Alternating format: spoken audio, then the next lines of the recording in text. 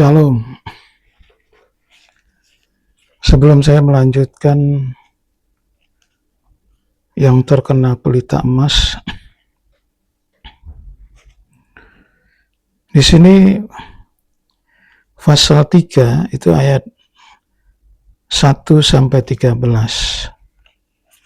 Sedangkan kelanjutannya nanti ayat 14 sampai 21 itu terkena misbah dupa.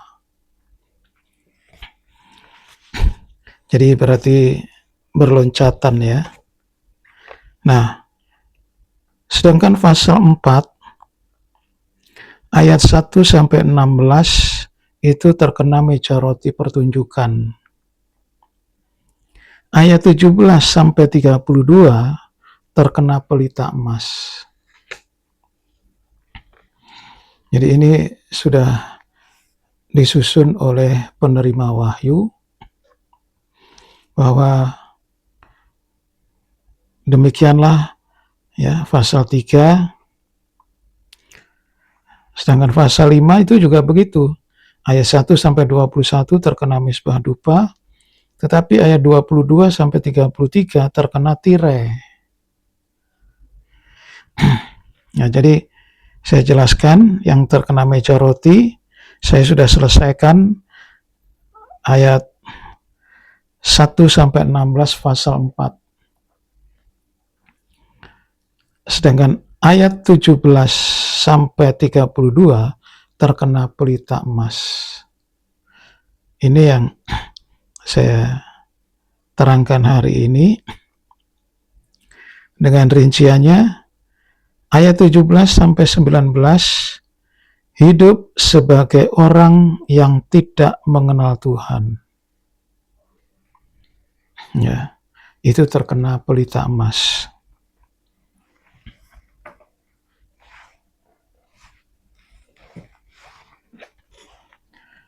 Kita membaca ayat 17 sampai 19.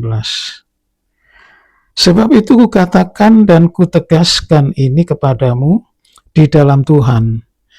Jangan berjalan lagi sama seperti orang-orang yang tidak mengenal Allah dengan pikirannya yang sia-sia. Jadi orang yang tidak mengenal Allah itu pikirannya sia-sia. Dan pengertiannya yang gelap. 2. 3. Jauh dari hidup persekutuan dengan Allah.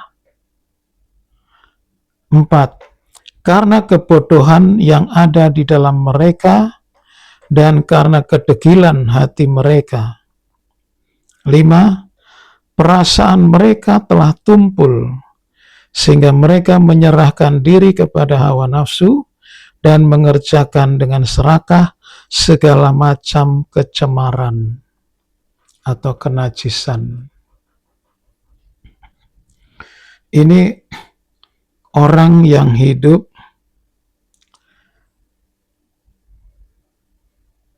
di luar Tuhan, tidak mengenal Allah. Nah, jemaat Efesus dipesankan jangan berjalan dengan mereka. Ya, jangan hidup itu jangan berjalan. Jadi dengan kita harus hati-hati kalau orang yang tidak mengenal Allah, pikirannya itu sia-sia, pengertiannya yang gelap, jauh dari persekutuan dengan Allah, bodoh, degil, perasaan mereka telah tumpul, sehingga mereka mengerjakan bermacam-macam kenajisan.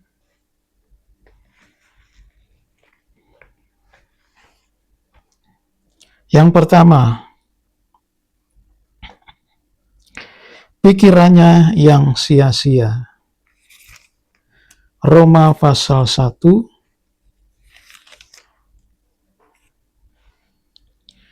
ayat 21.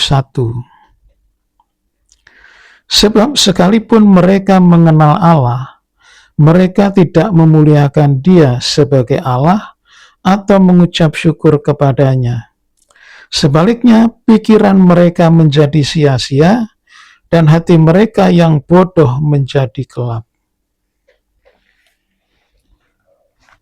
Ini pikiran yang sia-sia sekaligus bodoh. Bodoh itu pada dasarnya tidak mendengar firman tapi tidak melakukan. Pikirannya yang sia-sia itu apa? Nah, ini di dalam ayat 18 sampai 23 itu penyembahan berhala. Orang kalau menyembah berhala, maka itu sia-sia belaka. Berhala itu pada hakikatnya tidak ada, tetapi karena pikiran orang itu bahwa itu ada, seperti abu, ya, abu nenek moyang itu disimpan. Nah, itu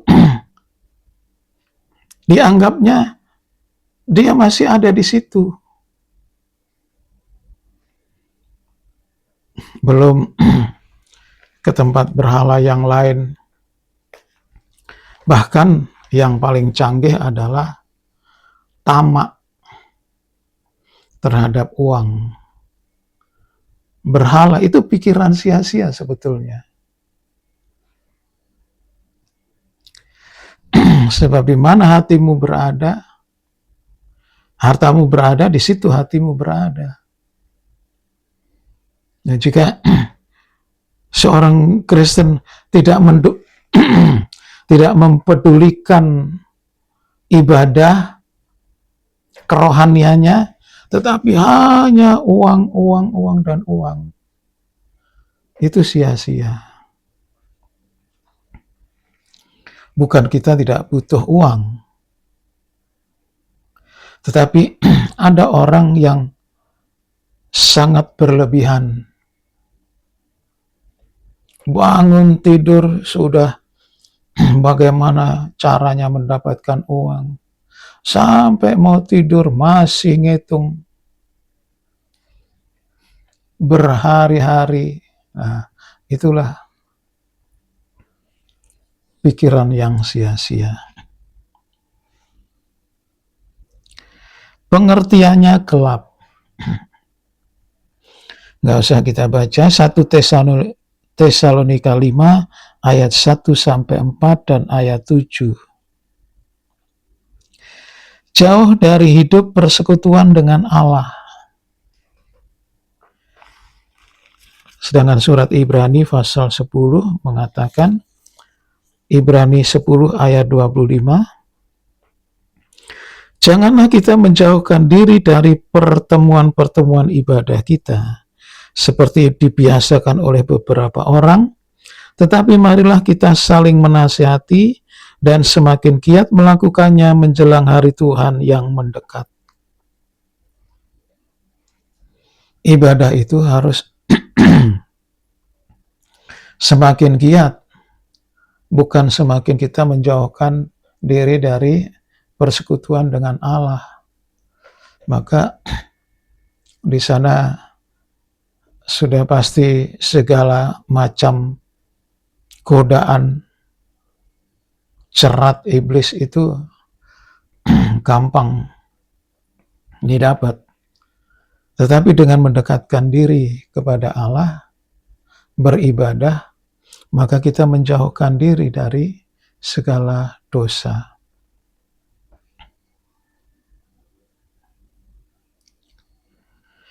Karena kebodohan dan kedegilan hati mereka.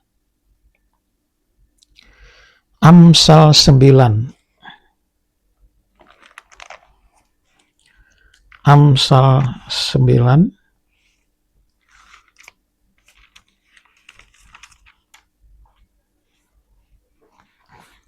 ayat 1-6. Hikmat telah mendirikan rumahnya, menegakkan ketujuh tiangnya, memotong ternak, dan seterusnya. Ayat 4. Siapa yang tak berpengalaman, singgahlah kemari, dan kepada yang tidak berakal budi katanya, marilah, makanlah rotiku, dan minumlah anggur yang telah kucampur. Buanglah kebodohan, maka kamu akan hidup, dan ikutilah jalan pengertian. Hikmat berseru, ikutilah atau buanglah kebodohan, dan ikutlah pengertian. Maka orang tidak mencemooh kita, lantas kita punya rasa takut kepada Tuhan, dan seterusnya itu ayat-ayat di bawahnya.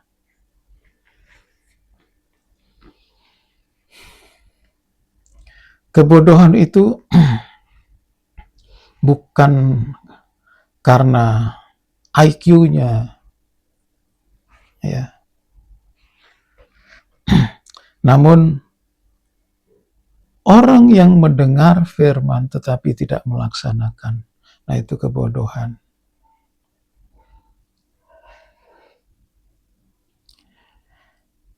Perasaannya tumpul. Itu dalam 2 Petrus pasal 2 ayat 12 sampai 14 dan ayat 17 dan 18. Perasaan mereka tumpul.